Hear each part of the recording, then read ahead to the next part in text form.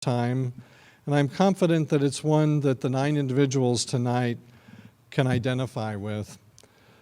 By working together, there's no limit to what we can achieve. And together, we can do the impossible.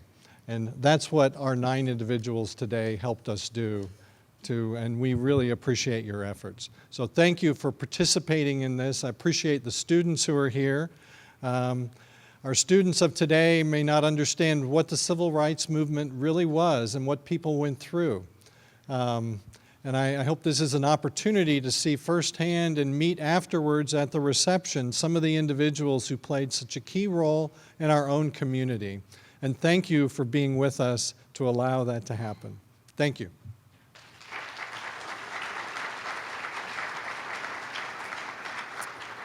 Thank you, Dr. Engel. It is my very special honor to introduce our next speaker. William Killian serves as U.S. Attorney for the Eastern District of Tennessee for the U.S. Department of Justice.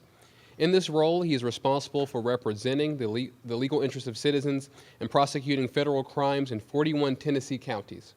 Since his appointment in 2010, he has found himself embroiled in heated public cases involving free speech and equal rights. Killian has faced public criticism and threats in his efforts to support civil rights. Please welcome William Killian.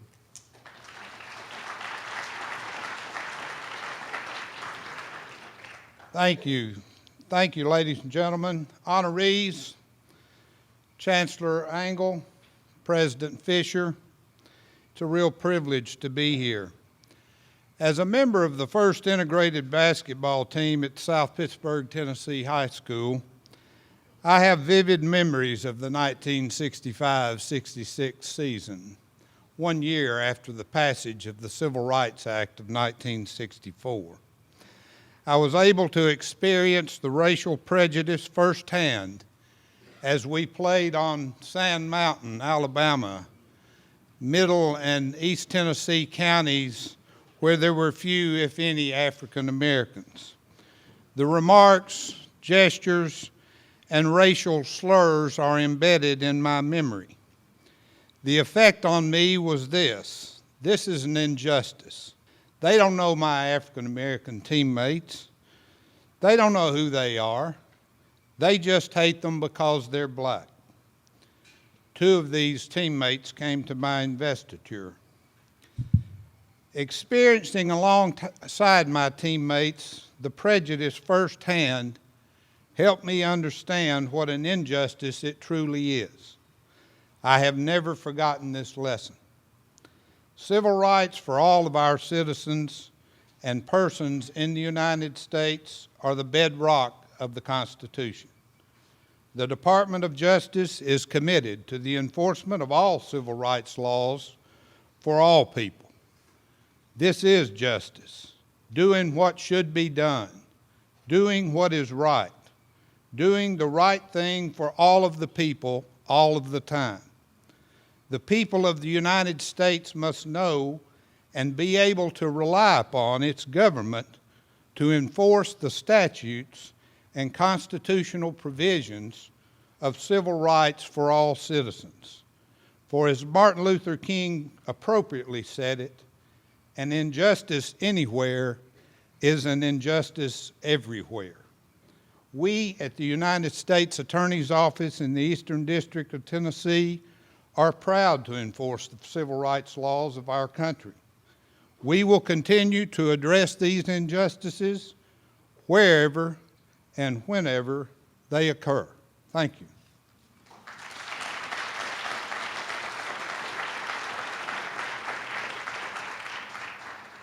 Thank you, Mr. Killian. When we thought about who would represent those featured in the documentary, one name came forward as an obvious choice: James Mapp. James Mapp has been a part of the heart of every initiative to bring equal opportunity and equal treatment under the law to all people. Throughout his lifetime, Mr. Mapp has recognized that education is essential for economic, social, and political liberation, and he's led efforts to open the doors of education to all people. In 1960, he filed a desegregation lawsuit that lasted 26 years and provided the guiding policies to bring equal opportunity to students in Chattanooga public schools. Despite threats to himself and his family, Mr. Mapp remained committed to his noble ambition of social justice in Chattanooga. Without his leadership and vision, there is no doubt that the civil rights movement in Chattanooga could have taken a dramatically different course. Please join me in welcoming Mr. James Mapp.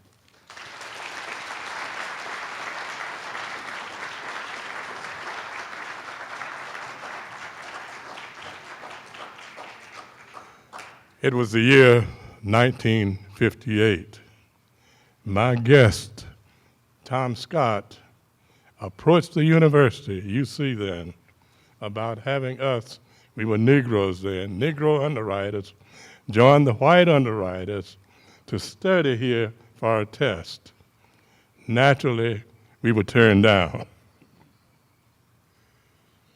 On February the 12th, 1960, a group of us parents had become very tired of our kids being bussed out of our community, many times for half a day's education to 3 other schools, when there were vacant classrooms at Glenwood, which is now the site of Memorial Hospital. We decided not to go on that day. And I've always said it was providential. On February the 19th, 1960, we decided we wouldn't go to our attorney. We just decided we would take our children and present them at Glenwood School. This was about 1:30 in the afternoon. Naturally, we were turned down.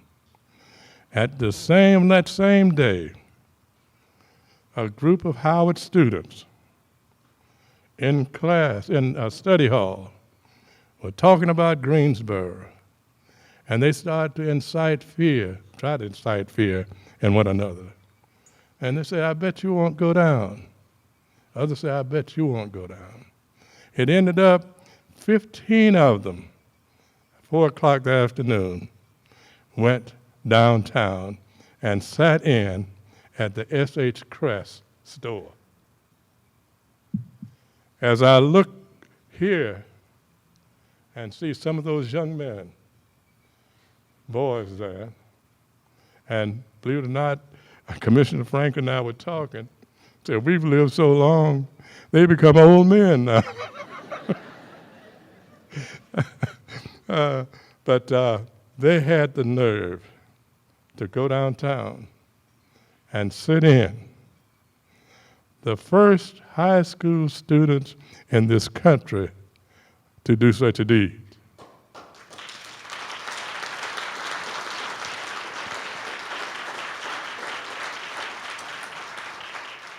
You may not have noticed, but at the corner of Market and M.L. King is a plaque there honoring these.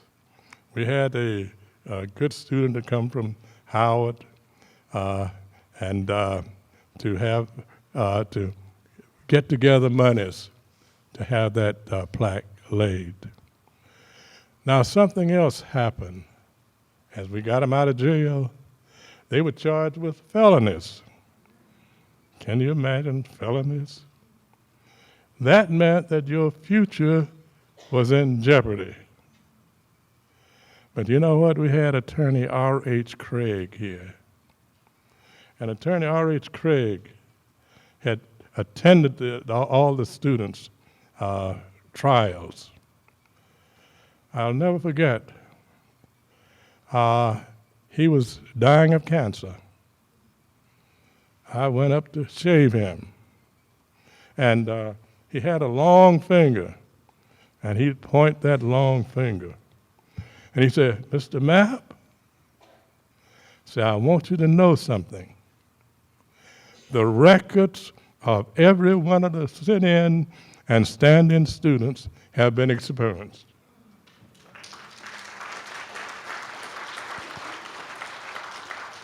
And he said, "I want you to know something else. The NAACP does not owe me a dime. This is my gift to those students." I thought that was important to bring out. As I look around today and I see changes that have been made, supposedly, I'm very much concerned. We've had a beautiful city. 1969, we were one of the standout cities in the country. We were all America city, but that is disappearing. With this, I think it's time to say, let the documentary begin.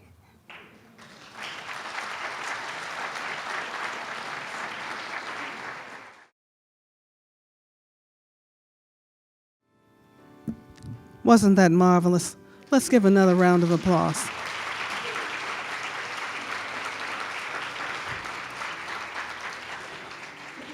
Good evening. My name is Beverly Watts. I'm the director at the Tennessee Human Rights Commission, and we're so pleased to be a part of this event. A year ago, we honored these individuals as part of our 50th anniversary.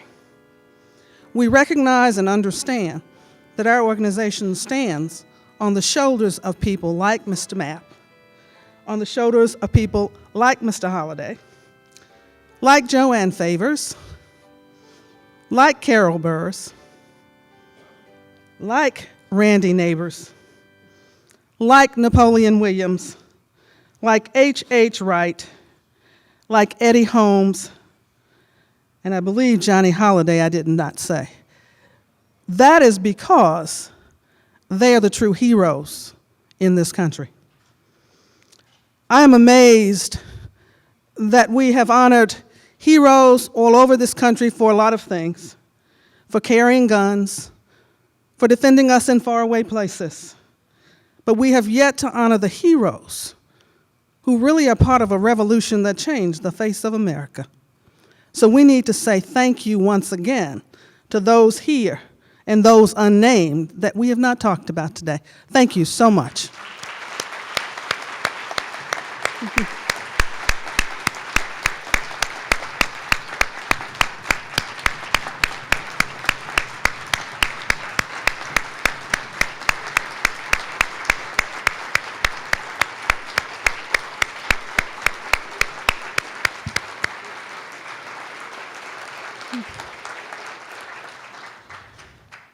We must also remember that the fight is not over. We must continue to stand up for what is right. We must continue to speak up when it is necessary.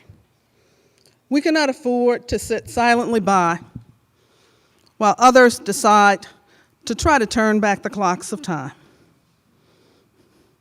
Dr. King said it, and it's that everyone can be great because everyone can serve. And we're certainly grateful for those who took the advantage to serve. Dr. King also said, the ultimate measure of a man is not where he stands in moments of comfort or convenience, but where he stands at times of challenge and controversy. It is the challenges and the controversy what we're talking about today, and it is those who we honor today, who at the time faced death and others. I always tell people, sometimes we forget that this was not a simple movement. This was a movement under threat of death. Many died and were injured for simply standing up non-violently for what they believed to be the right thing. So, when we think of this and we think of our next generation, we must always, always teach our history at every opportunity. If we are the individuals and talking to 3 children, we need to remind them every day of why Chattanooga is Chattanooga or Tennessee is Tennessee, and call a name of somebody that they might not know. Dr. King's name is very well known with respect to the movement. But without all the foot soldiers, it never would have happened. Without the individuals in cities across this country. Tennessee's place in civil rights and human rights history has not been documented in that manner that it should be. Chattanooga, one of the first cities to have high school students doing it and doing it successfully, changing the face of this community. Tennessee sent more freedom riders out and more people to the national movement than any other state. Look at it. There were people in Atlanta, yes, but when you looked at the lieutenants, the C.T. Vivians, the Dr. James Lawsons, and others, including John Lewis, remember he went to school in Nashville, that there is something we need to do to just sort of lift up our history. It is a great history, and it is a great time. Those of us at the Tennessee Human Rights Commission were pleased to last year celebrate our 50th anniversary and to be able to honor a few individuals across the state. And when we came to Chattanooga, what we found out was UTC opened its doors and says, oh yes, you can have a reception here. And in a casual conversation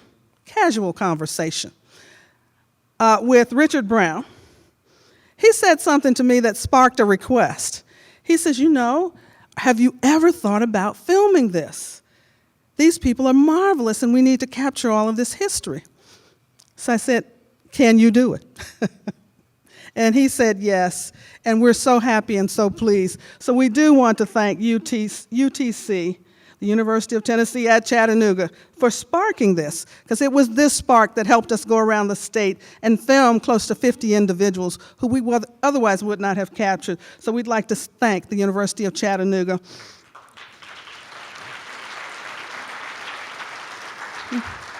We want to say a special thanks to Mike Andrews and to Nicole Brown.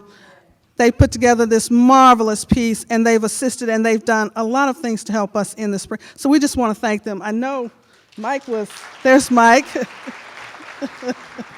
And Nicole, thank you.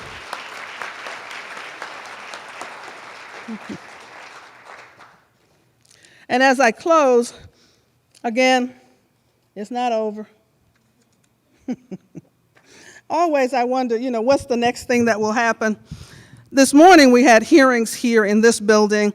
Mr. Mapp and some of the others came because we're documenting the status of human rights in Tennessee. And then on tomorrow morning, I'm set to see a senator about a bill to rename us. We've been named the Tennessee Human Rights Commission for some 30 years. And somebody wants to rename us the Tennessee Affirmative Action Association, a commission, and I'm not sure why.